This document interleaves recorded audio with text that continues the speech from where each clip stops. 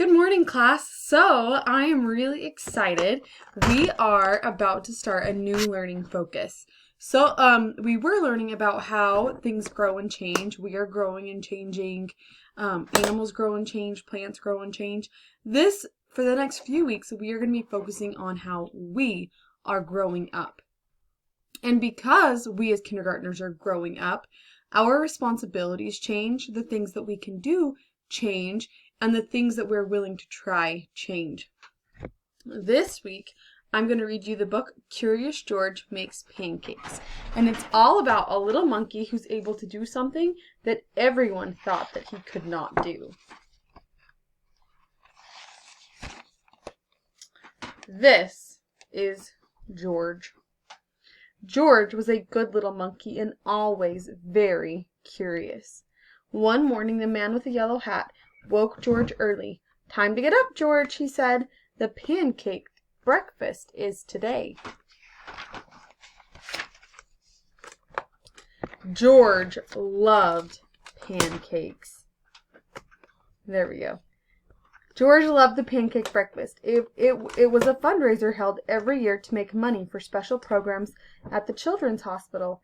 Besides eating pancakes, there were all kinds of games to play. Even the mayor came to play and eat. But first, he gave a welcome speech. Hey guys! So we are going to be starting a new unit. So far, for the last few weeks, we've been learning about how we are growing and changing, animals grow and change, and plants grow and change. Now our focus is that we, as kindergartners, are growing up. And because we're growing up, that means that some things are changing for us, like our responsibilities, things that we can do, maybe things that our parents are expecting of us, or that your teacher is expecting of you. And so this week, I'm going to read you a book called Curious George Makes Pancakes. And it's all about how this little monkey does some things that people didn't think he'd be able to do. So let's begin. This book is by Margaret and H.A. Rays. This is George. George was a good little monkey and always very curious. One morning, the man with the yellow hat woke George early. "Time to get up, George," he said. "The pancake breakfast is today." George loved pancakes. He loved the pancake breakfast. It was a fundraiser held every year to make money for special programs at the children's hospital. Besides eating pancakes, there were all kinds of games to play. Even the mayor came to play and eat, but first he gave a welcome speech. "Thank you to all for coming," the mayor said. "We appreciate your generous support." He thanked all the volunteers who were helping that day, and finally he said, "Please enjoy yourselves." And the pancakes.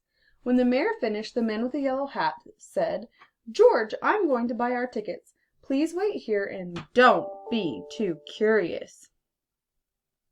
George waited like a good little monkey, but something smelled good. Could it be the pancakes? George was curious. He followed the delicious smell and found a whole griddle full of pancakes. George watched as a man poured little batter circles and flipped them in the air. It looked like fun to make pancakes. George wanted to help.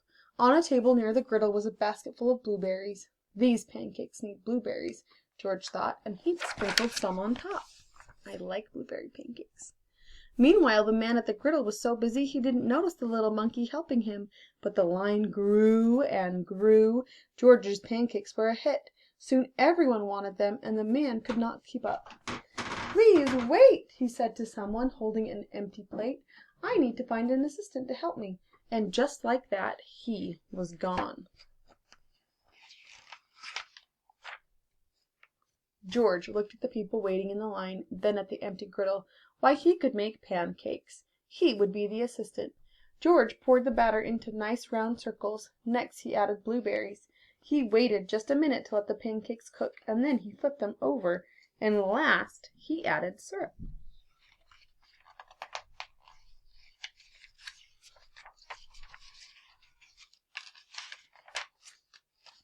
The line for pancakes was enormous, but with 4 hands, George made quite a chef, and no one's plate was empty for long.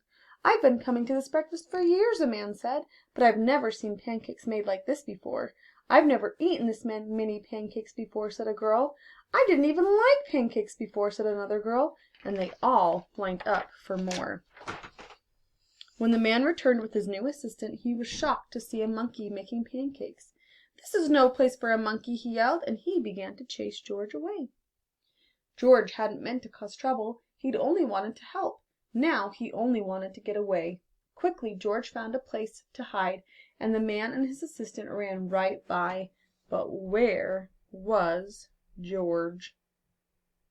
I think I see him. He is right there. When it was safe to come out, George jumped down. He was covered in syrup like a pancake, and he was sticking to everything. George was curious. Could these napkins help him get clean?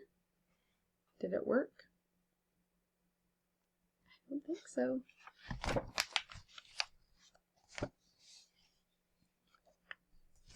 Oh, I missed a page. No, the napkins only made it worse. When George needed what George needed was some water to wash with. Why, here was the perfect thing. George climbed up. This would do the trick for a sticky monkey. George sat on the bench and splashed himself with water. But all of a sudden, splash! George was in the water.